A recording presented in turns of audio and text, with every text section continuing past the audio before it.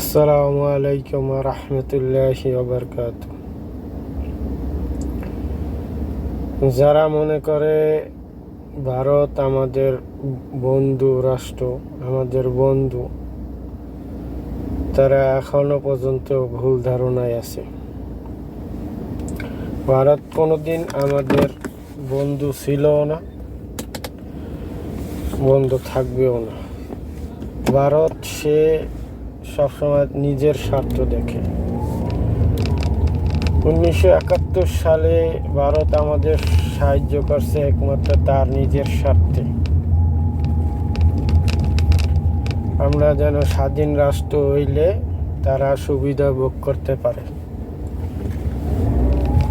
তারা আমাদের সাহায্য করছে তাদের নিরাপত্তা সিকিউরিটির জন্য। পাকিস্তানের সাথে এক থাকলে তাদের নিরাপত্তার ঝুঁকি, এর জন্য আমাদের 1971 সালে সাহায্য করছে। ভারত কারো বন্ধু না। নেপাল থেকে ভারতকে খেদাই দিছে, মালদ্বীপ থেকে খেদাই দিছে, শ্রীলঙ্কা থেকে খেদাই দিছে। তাদের সাথে কারো সাথে বন্ধুত্ব সুলভ আচরণ ভারত করে নাই। তেমন আমাদের সাথেও ভারত কোনোদিনই বন্ধুত্ব সুলভ আচরণ করে নাই। ভারত শুধু রাজনীতির চাল খেলছে, ঠিক আছে, তার স্বার্থের জন্য সব কিছু করছে সে। যে দল তার স্বার্থ পূরণ করে সেই দলকে ভারত সাপোর্ট করে, পছন্দ করে, সেই দলকে রাখার জন্য সে সব কিছু করে। যেমন আওয়ামী লীগ যখন ক্ষমতায় আসছে, সেই আসার পরেই বিডিআর বিদ্রোহ হয়। এর মূল কারণ হলো ভারত। কারণ আওয়ামী লীগ ক্ষমতা আসার কিছুদিন আগে বা কত বছর আগে ওই বিডিআর এর সাথে ভারতের বিএসএফ এর সাথে যুদ্ধ হয়। ওই যুদ্ধে অনেক ভারতীয় সেনা মারা যায়। এই প্রতিশোধ নেওয়ার জন্য ভারত বিডিআর বিদ্রোহের মাধ্যমে 57 জন সেনা হত্যা করে। তারপরে আরেকটা হচ্ছে আবরার ফাহাদ। শুধু ফারাক্কাবাদ নিয়ে একটা পোস্ট করার জন্য আবরার ফাহাদকে ছাত্রলীগের নেতারা পিটিয়ে হত্যা করছে। তারপরে দেখেন সারা জীবন ভারত বর্ডারে মানুষকে হত্যা করছে, আওয়ামী লীগ কিচ্ছু করে না। কারণ আওয়ামী লীগরে ভারত ক্ষমতায় রাখছে, এর জন্য সে কিছুই করে নাই। যেমন এই যে তিস্তা চুক্তি, যত বাঁধ বানাইছে নদীর উপরে, এটির চুক্তি কিছু সমাধান আওয়ামী লীগ করতে পারে নাই। কারণ ভারত চায় তার স্বার্থ। যদি পানি বাংলাদেশের মধ্যে আসে, তাহলে বাংলাদেশের কৃষি জমি উর্বর হইব, জমিতে ফসল ভালো হইব। এইটা চায় না। ও নিজের দেশের কৃষির জন্য চিন্তা করে, যেটা আমাদের প্রাপ্য ছিল। ফারাক্কাবাদের পানি বা তিস্তার পানি এটা আমাদের কোনো দিনই দেয় না।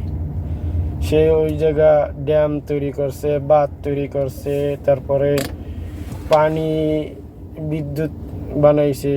শেষ যেটা দিয়ে বিদ্যুৎ উৎপন্ন করে পানি দিয়া, সেটি বানাইছে নিজের স্বার্থে। আমাকেও স্বার্থ কোনো দিনই দেখে নেয়।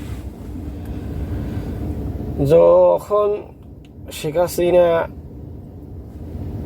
দেশ ত্যাগ করে, এখন ভারত তো ভাবছে আমার তো কোনো লোক নাই, বাংলাদেশে, যে আমার স্বার্থ রক্ষা করবে, আমার স্বার্থ অনুযায়ী চলবে। এর জন্য আস্তে ধীরে বাত খুলে দিছে, যাতে মরুক বাঙালি মরুক। ঠিক আছে, আমাদের লগে টক্কর দিতে আইসো না বাঙালি, আমরা পানি ছেড়ে দিব, সেই কাজটাই করছে।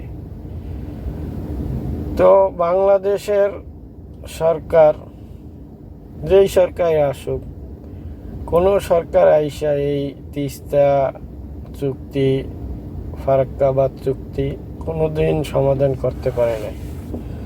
যারাই আসছে গদিতে কিছুদিন থাইকা নিজের স্বার্থ উদ্ধার করে চলে গেছে। কিন্তু লং টাইমের জন্য শেখ হাসিনা ছিল, তিনিও পারে নাই। তিনি খালি